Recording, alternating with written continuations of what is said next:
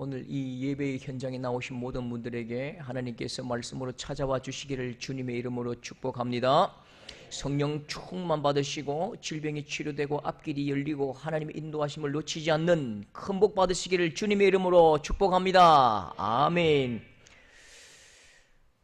제가 제 대학 등록금을 꼭 벌어야 했었습니다. 제 전공이 이제 몸이 조금 작다 보니까 빌딩 유리창을 많이 닦았습니다. 왜냐면 빌딩 유리창을 닦으면 이제 그 막노동보다 한 3배를 더 주거든요.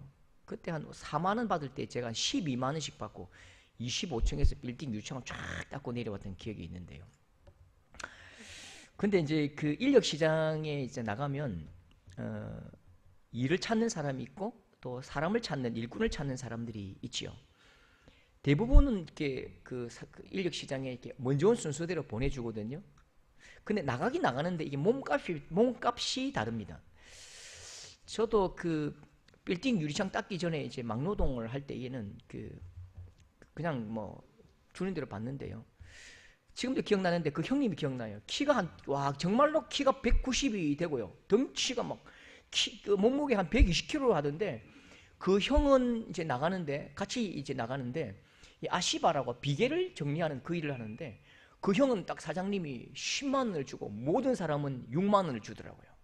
굉장히 기분 나빴지만 인정했습니다. 왜냐하면 우리는 1개 드는데 그 형님은 5개씩 들더라고요. 와 진짜. 그리고 다음날 좀 다시 와달라고, 다음날 다시 꼭꼭 와달라고 그렇게 신신당부를 하더라고요. 여러분이 사장님이라면, 건축 일을 하는 사장님이라면 성경에 등장하는 인물 중에 누구를 일꾼으로 뽑고 싶습니까?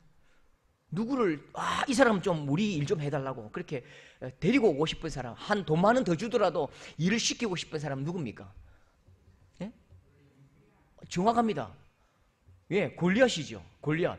사무엘상 17장 16절. 우리 수준 대단하네요. 그 블레셋 사람이 40일을 조석이 뭐죠? 아침 저녁으로 나와서 몸을 나타내었더라. 키가 2m 60인데 40일을 아침 저녁으로 나와서 창을 돌리고 막 달려도 하나도 피곤치 않은 것입니다. 그런데 오늘 말씀은 우리 하사장님 기업의 일인데 우리 하사장님은 이 고용한 일꾼이 좀 이상해요. 우리 하사장님께서 사람 쓰시는 꼴을 보십시오. 하사장님 아시죠? 하나님, 하사장님은 이게 기업이 안 망하는 게 다행입니다. 안 망하는 게 이상합니다. 하나님께서 분명히 엘리야를 일꾼으로 부르셨습니다. 지금도 엘리야에게 야 너 호렙산에 가서 좀 일 좀 하자, 같이 일 좀 하자, 그렇게 일꾼으로 부르셨거든요. 그런데 5절 보십시오. 로뎀 나무 아래에 누워 자더니 그에게 이르되 일어나서 먹으라 하는지라. 자고 있으니까요. 하루 종일 자고 있으니까 일어나서 야 일어나라 밥 먹자. 그렇게 이제 밥을 먹입니다. 먹고 나면 일하러 가야지요.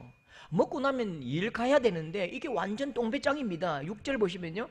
숯불에 구운 떡과 한 병 물이 있더라. 이에 먹고 마시고 일하러 갑니까? 아니지요. 다시 누워 잡니다. 먹고 자고. 그러니까 어떤 분들은 뭐 2끼밖에 안 했구만, 피곤한데 뭐 2끼밖에 안 했구만. 여러분, 성경은 대표적인 사건만 기록합니다. 만약에 이 엘리야가 한 달 동안 한 100끼를 그랬다면 성경에 100번 기록합니까? 그렇지 않습니다. 성경을 기록할 때는 반드시 대표적인 것만 기록합니다. 그래서 아마 이 친구가요, 한 달을 이렇게 먹었든지 2달을 먹었든지 알 수 없어요. 분명한 것은 이 일꾼이 진짜 돈값 못하는 거예요. 이런 일꾼은 그냥 선수 교체하면 그만이고요, 집에 보내면 돼요. 여러분, 저는 이제 항상 마지막 세대라는 기억이 있습니다. 제가 본 게 초가집을 본 마지막 세대고요. 또 전봇대, 시커먼 통나무 전봇대를 본 마지막 세대고, 3륜차를 본 마지막 세대인데, 또 한 가지 제가 마지막으로 본 게 있습니다. 그게 뭐냐면 머슴입니다. 머슴. 여러분, 머슴 만난 적 있습니까? 여러분 세대에 머슴은 없죠. 제가 머슴을 본 마지막 세대입니다. 논이 100마지가 있으면 머슴은 당연히 있습니다. 머슴살이 한다고요. 지금도 기억나는 게 우리 그 마을에 백시 종부로 그 살림 백마지기를 맡아서 하는 그 이제 대밭집 할매가 계셨다고요. 백마지기를 관리하고 또 10명, 20명 머슴들을 관리하고 일꾼 관리하니까요. 이 할머니가 입이 얼마나 센지요. 입이 얼마나 날카로운지요. 막 새벽 6시만 되면요, 막 남자들이 자는 방문을 확 열어젖힙니다. 그러면서 아주 거친 마산 사투리가 있어요. 마산 사투리입니다. 아닐라나 깰밭은 놈 작발도 모신다. 무슨 말인지 모르시죠? 이게 마산 사투리입니다. 게으른 자는 너 그러면 안 돼, 뭐 이 뜻인데, 깰밭은 놈 작발도 모신다 이런 문을 확 열어가지고, 그래도 아니라면 막 문을 끼얹어버립니다. 어떻게든지 이 그 머슴과 그 남자들에게 이 고봉밥 2그릇 먹여가지고 쫓아보내는 거죠. 가서 막 일을 시킵니다. 남자란 남자는 전부 다 나갑니다. 머슴이 한번 이제 감기 걸려가지고 그 형님이, 그 삼봉행님이, 아지매 내 감기 걸렸는데요 콜록콜록 하니까 그 아지매가 그 할머니 뭐라 하시냐 아십니까? 콩나물국에 고춧가루 불 불어가지고 둘 마시보라. 그러면 감기 뚝 떨어진다. 고춧가루를 콩나물국에 2스푼 넣고 훌훌 마셔버리면 이제 몸에 열이 나니까 감기가 떨어진다는 거죠. 그렇게 무조건 일 나갑니다. 그 쉬는 게 없어요. 그런데 그 중에 세경을 안 받는 남자들이 한둘이 있었습니다. 세경을 안 받는다는 말 모르죠? 월급을 안 받는 거예요. 3개월에 한 번씩 무슨 세경을 주는데 세경을 안 받는 사람이 있어요. 세경을 안 받는지 못 받는지 그건 모르겠어요. 아무튼 돈을 안 받고 일하는 남자가 몇 명 있었다니까요.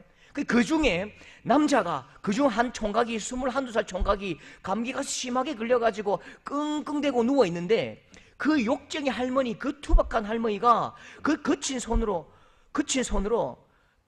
그 총각의 머리를 쓰다듬는 것입니다. 야, 푹 쉬라. 생강다려 줄까? 머리 아프나? 뇌신 무라. 뇌신 아십니까? 혹시 뇌선 아세요? 뇌선 모르시죠? 예, 젊어서 그래요. 뇌선이란 약이 있었어요. 가루약인데 탁 털어야면 막 만병통치약이 있습니다. 지금 그런 약 없는 것 같아요. 뇌신 무라. 누굴까요? 그 돈 안 받고 돈 안 받는 사람 누굴까요? 맏아들인 거예요. 맏아들이에요. 똑같은 일을 하거든요. 아들도 똑같은 일을 해요. 물론 조금 이제 관리를 하겠지만 똑같은 일을 시킨다고요. 그런데 관계가 달라요. 머슴과 같은 일을 하지만 머슴이 아니라 아들이지요. 머슴과 똑같은 일을 하지만 세경을 안 받고 열심히 일하면 더 심한 종 같지만 사실 아니에요. 그 가업을 물려받을 아들은 10만 원, 20만 원 그 세경을 받지 않는다고요. 그거 탐하지 않는다고요. 하나님 말씀에 진짜 고용된 일꾼들이 있습니다. 여러분, 이거 모르는 분 진짜 많은데요. 하나님 말씀에 진짜 내 종이라고 말하는 그런 사람들이 있는데 하나님께 고용만 된 사람이 있어요. 누군지 아십니까? 고시입니다. 고레스, 느시, 느부갓네살. 이사야 45장 1절에 보면요, 하나님은 이 사람을 내 종이라 말하거든요. 여호와께서 고레스에게 이같이 말씀하시되 내가 그의 오른손을 잡고 열국을 그 앞에 항복하게 하며, 하나님께서 이 고레스를 들어 쓰시고 내 종이라 말씀하십니다. 예레미야 25장 9절에 내 종 바벨론의 왕 누구요? 느부갓네살을 불러다가 이 땅과 그 주민과 서방 모든 나라를 쳐서 진멸하여, 고레스, 느부갓네살, 이 사람들을 내 일꾼이다, 내 종이다 부르셨고요. 열심히 일하는 그들에게 나라가 잘되고 강성하고 돈을 많이 주셨어요. 하나님은 이 머슴들에게 세경을 10배 20배 주셨다고요. 그리고 끝이지요. 일 잘하는 머슴에게 세경을 10배 20배 주면 끝인 거예요. 그러면 일을 못하는 아들은요, 세경을 주면 끝입니까? 일을 못하는 아들은 세경을 받지 않아요. 그러면 일을 못하는 아들은 뭘 받아요? 가문을 받고 유업을 받고 땅을 받고 그 집을 받는 거지요. 오늘 제가 방금 읽었던 고레스와 느부갓네살은 일꾼으로 하나님 앞에 수고했지만 하나님 나라와는 아무런 관계가 없는 것입니다. 그런데 오늘 말씀에 하나님은 이 엘리야를 다르게 표현하시고 다르게 부르시고 다르게 행동하십니다. 하나님께 이 엘리야는 어떤 사람입니까? 이 엘리야는 세경을 받은 일이 없어요. 이 엘리야는 돈 받은 일이 없고요, 잘된 일도 없어요. 느부갓네살과 고레스는 엄청나게 큰 왕궁도 받고 나라도 받고 땅도 받고 돈도 받고 황금도 받았지만 이 엘리야는 매일 얻어맞고 거짓 신세고 아무것도 받은 게 없어요. 죽도록 일만 합니다. 근데 하나님은 이 사람은 다르게 대우하십니다. 5절 같이 읽어볼까요? 시작. 로뎀나무 아래에 누워 자더니 천사가 그를 어루만지며, 여러분 구약 성경에 천사가, 이 말은요 하나님이 이렇게 표현합니다. 하나님이 천사가 똑같은 의미입니다. 7절에도 여호와의 천사가 또다시 와서 어루만지며, 어루만지는 게 뭐죠? 쓰다듬는 거죠. 쓰다듬는 거죠. 사장님이 사원의 얼굴을 어루만집니까? 주인이 머슴의 땀방울을 보면서 수고했다고 어루만지면서 세수를 시켜줍니까? 그렇지 않지요. 아들이 들어오면 땀 흘리면 엄마가 세수를 시켜주고 어루만지고 열이 나면 얼굴을 쓰다듬고 찬 수건을 짜서 그렇게 얼굴에 대주지만 사장님은 절대로 그렇게 하지 않아요. 하나님은 엘리야의 얼굴을 어루만지십니다. 진짜 표현 그대로 어루만지시는 거죠. 아이고 힘들지. 네가 나 때문에 고생 많네. 그래서 시기가 되면 밥 차려주시고 또 하나님 나 잘래요. 그래 자라. 계속 그 아들을 지켜보고 계시는 것입니다. 엘리야는 하나님의 세경을 받는 머슴이 아니라 하나님 나라를 상속받는 아들인 거죠. 그래서 하나님은 이 친구를 어루만지시고 기다리시는 것입니다. 여러분 고용된 일꾼은 어떻게 하면 돼요? 가기 싫으면요. 여러분 직장 다니시죠? 가기 싫으면 내일부터 안 가면 돼요. 안 가면 알아서 끝내줍니다. 내가 한 3일만 안 가보세요. 처음에 전화 오지요. 계속 찾아와가지고 와달라 안 해요. 그냥 퇴사 처리하고 치우는 거예요. 주고받는 게 없으면 끝인 거예요. 돈 안 받으면 끝이라고요. 그런데 아들이 아버지의 일을 할 때에 아버지 나 돈 안 받을게요. 그럼 끝입니까? 아닙니다. 절대로 아들은 아버지의 일을 포기할 수 없고 아버지도 아들을 포기할 수 없다고요. 아들에게만 주어야 할 일이 있거든요. 아들만 할 수 있는 일이 있다고요. 돈을 주고 사람을 사는 일은 너무 쉬운 일입니다. 그건 아무나 시키면 돼요. 그러나 돈으로 먹일 수 없는 가치 있는 일이 있다니까요. 이 일은 절대로 머슴에게 맡기지 않습니다. 아들에게 맡긴다고요. 아들이 훨씬 힘들고 돈도 안 받지만 무조건 아들이 합니다. 아들이 안 하면 안 되는 거예요. 아들이 할 때까지 기다립니다. 죽도록 기다립니다. 하나님은 기다리셨습니다. 끝까지 기다리셨습니다. 엘리야가 회복할 때까지, 엘리야가 일어나서 하나님의 일을 감당할 수 있을 때까지 1년이고 2년이고 그냥 기다리신다고요. 그 땀 흘리는 얼굴을 보면서 계속 밥을 주신다고요. 하나도 아깝지 않습니다. 왜 밥값 못하니 그렇게 말하지 않아요. 이 친구는 머슴이 아니기 때문입니다. 이 일은 머슴이 할 수 없지요.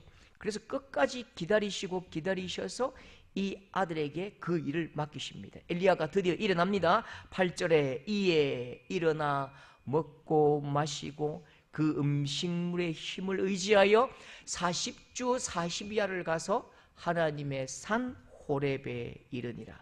여러분 성도 모든 분들에게 축복합니다. 하나님 나라의 직분을 받기를 열망하십시오. 하나님 나라의 직분자가 되기 위해서 열망하십시오.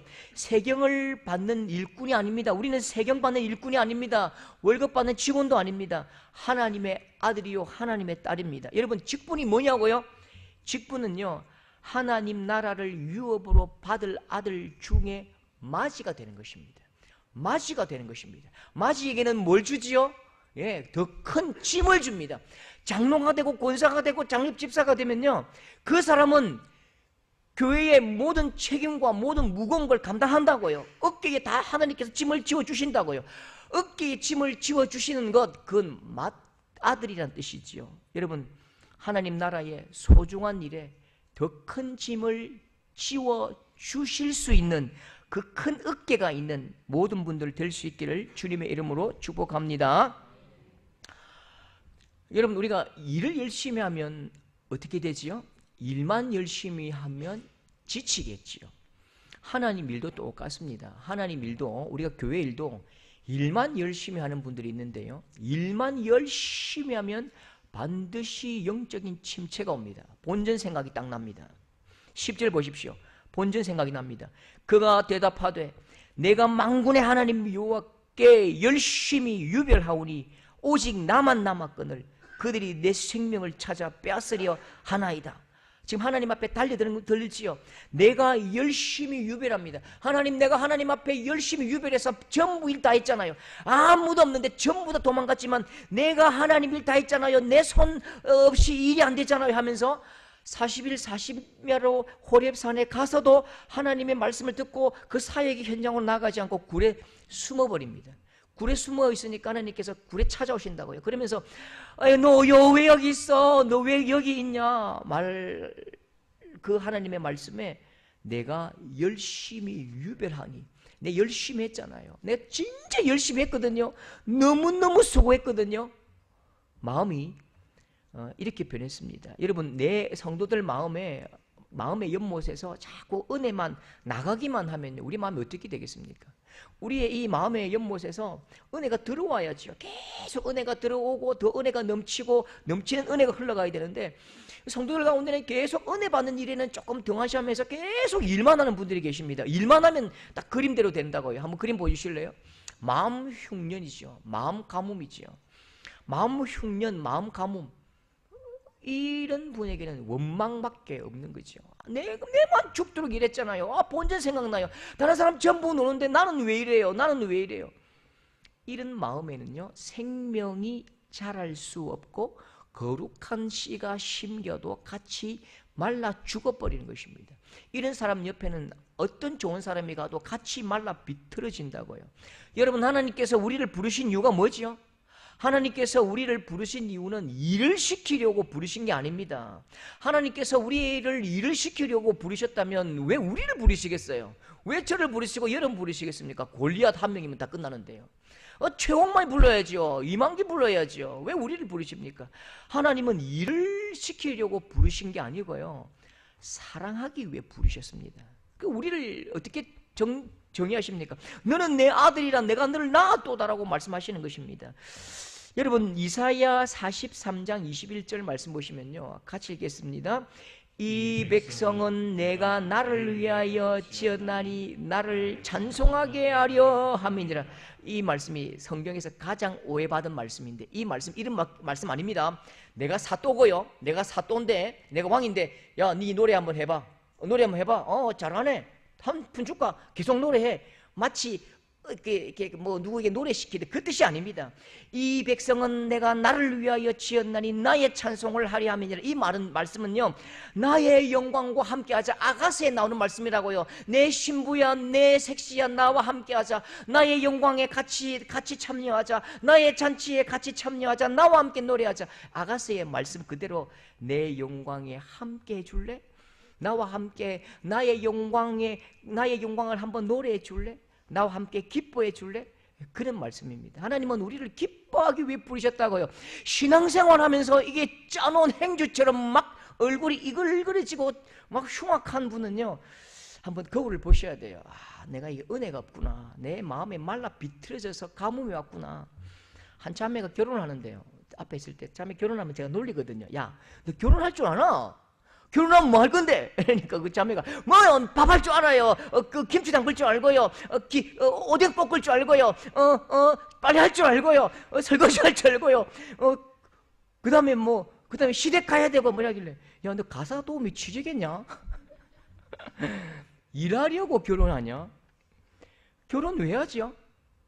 결혼은요, 천국 같은 가정을 세우고 행복하고 사랑하고 거룩한 하나님의 나라의 한 모델로서 하나님을 마음껏 노래하기 위해서, 하나님과 함께 마음껏 행복하기 위해서 결혼하는 거지요. 그래서 조금 빨래가 있어도 설거지가 있어도 사랑이 넘치면 아무것도 아니에요. 사랑이 넘치면 다 덮고 간다고요. 여러분, 하나님이 정말 일을 위해서 부르셨다면 골리앗 부르는 게 최고 가성비 있습니다. 근데 하나님께서 우리를 부르신 이유는 우리와 관계를 맺고 사랑을 나누기 위해 부르셨다고요. 하나님을 알려주시고 우리에게만 특별한 하나님을 보여주시고 우리에게만 특별히 하나님을 경험하게 해주시고 알려주시고 손잡아 주시고 쓰다듬어 주시려고 하나님께서 우리를 부르셨다니까요.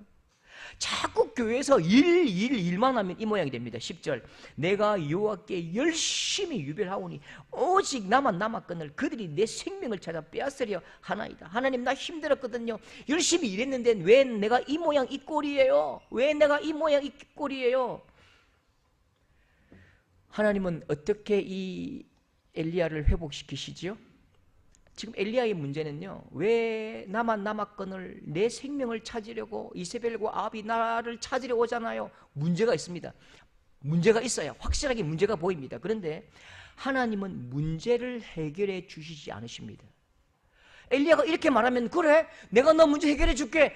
불같은 능력으로 바위를 쪼개는 힘으로 지진으로 아합과 이세벨을 그냥 죽여버리면 돼요. 날려버리면 돼요. 그런데 하나님은 아합과 이세벨 이 문제라고 말하는 고통이라고 말하는 이 사람들에게는 들 것도 손대지 않으시고 하나님을 보여주십니다. 이게 영적인 원리가 있다고요. 문제가 아닙니다.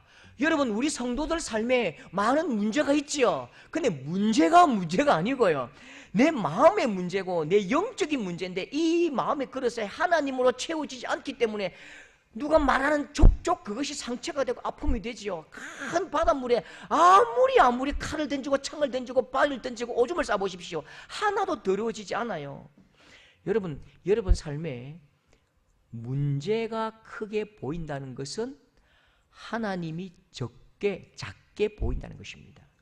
여러분 삶에 문제가 엄청나게 커 보일수록 하나님은 지독하게 개미처럼 작아지는 것입니다. 그래서 하나님은 이 엘리야에게 야, 네 문제는 아합과 이세벨의 문제가 아니야. 네 마음의 문제야. 네가 하나님 나를 만나지 못하고 내가 누군지 모르기 때문이야. 그래서 하나님을 보여주십니다. 어떻게 해요? 자, 11절 보십시오. 11절부터 같이 시작.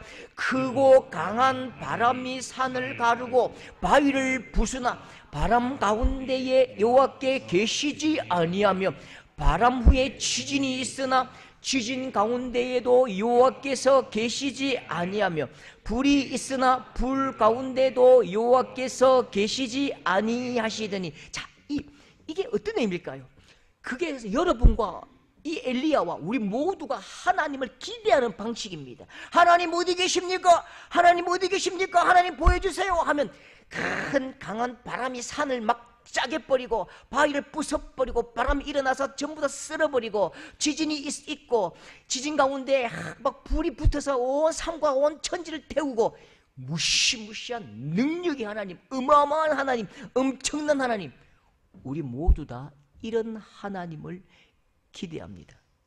근데 하나님은 분명히 이 엘리야에게 크고 강한 바람으로 바위를 깨부수고 하늘을 가르고 지진으로 땅을 갈라버리고 불로 온 세계를 태워버리는 능력의 모양을 보여주시면서 그 속에 네가 기대하는 그 속에 진짜 하나님은 보여주시지 않는 거지요. 너는 지금 그 엄청난 기적과 능력과 어마어마한 일 속에서 나를 기대하지만 내가 저 하늘에서 온 천하 만국을 손에 쥐고 그냥 막 화염으로 던져버릴 하나님을 기대하지만 나는 그런 하나님이 아니라는 거지요. 많은 사람이 기대하는 모든 성도들이 기대하는 그런 하나님이 아니야. 너 나 잘못 알고 있어. 너 나 잘못 알고 있어. 그래서 네가 그렇게 힘든 거야. 그러면 하나님 어디 계신데요? 하나님 어디 계신데요? 12절 13절 우리 같이 읽겠습니다. 시작. 세미한 소리가 있는지라 엘리야가 듣고 그돛으로 얼굴을 가리고 나아가 글어기의 섬에 소리가 그에게 임하여 이르시되 엘리야야 내가 어찌하여 거기 있느냐. 자, 그돛으로 얼굴을 가리고 이 뜻이 무슨 뜻일까요? 그돛으로 얼굴을 가리고 하나님을 만났다는 것입니다. 하나님을 만나면 그 영광된 광채 속에 죽어버리니까 그돛으로 얼굴을 가린다고. 내 얼굴을 가리고 하나님 부르시는 소리에만 이끌려가는데 하나님께서 어떻게 하신다고요? 엘리야야! 아니고요. 엘리야야 내가 여기 있어 이렇게 말하는 거죠. 세미한 소리는요 원어에 보면 귀에 속삭인다는 뜻입니다. 힘들고 어려워도 그 자리에 뒤에 계셔서 엘리야야 힘들지? 내가 여기 있어. 엘리야가 진짜 하나님을 만난 것입니다. 큰 바람과 지진과 화염과 기적과 능력 속에 계실 줄 알았는데 하나님은 온 천한 만국 가운데 번개를 손에 쥐고 운석을 손에 쥐고 때에 죽일 자들을 찾으시는 불같은 하나님으로 알았는데 하나님은 그런 하나님이 아니고 내 귀에 속삭이실 만큼 가까이 계신 하나님이라는 사실을 깨닫게 되는 거죠. 아무것도 아닌 소소한 일상에 계시는 하나님이라는 사실을 알게 된 거죠. 내가 밥 먹을 때 하나님 여기 계시네요. 내가 누구랑 어디 저기 서문시장 갈 때 하나님 여기 계시죠. 하나님 내가 화장실에서 힘주고 있을 때 하나님 여기 계시네요. 아 저리 가세요 부끄러워요. 여기 하나님 계신다고요. 우리가 느끼는 소소한 일상, 같이 성도들과 계란 까먹고 커피 마시고 믹스 타주는 그곳에 하나님 계시는 거죠. 하나님께서 바로 곁에 계신 하나님, 속삭이시는 하나님을 만나게 해주셨습니다. 엘리야가 깊이 하나님 만납니다. 저 멀리 계신 하나님은 아무리 고개를 들어도 보이지 않는데 하나님은 내 귀에 계시고 내 귀등에 계시고 내 머리에 계시고 내 마음에 계시고 여기 계신다고요. 하나님을 딱 깊이 만나자마자 다시 힘을 얻고 사역의 현장으로 달려가는 것입니다. 하나님께서 지키시는 그 현장으로 달려가서 하나님 부르심대로 일하는 것입니다. 여러분 모든 사역자, 성도, 직분자는 삶의 순서가 굉장히 중요합니다. 순서가 틀리면 다 틀린 것입니다. 하나님을 만나고 은혜가 넘치고 기쁨이 넘쳐서 내 잔이 넘치나이다. 그래서 넘침으로 적셔가는 것, 그게 하나님의 일이고 사역입니다. 그래서 여러분 하나님을 깊이 만나는 사역자가 될 수 있기를 주님의 이름으로 축복합니다. 특별히 오늘 세워질 모든 분들에게 무엇보다 여러분은 하나님을 깊이 누리고 하나님을 풍성히 누림으로 많은 사람들에게 예수 그리스도의 은혜와 하나님의 사랑을 적셔주는 복된 모든 사역자들 될 수 있기를 주님의 이름으로 축복합니다.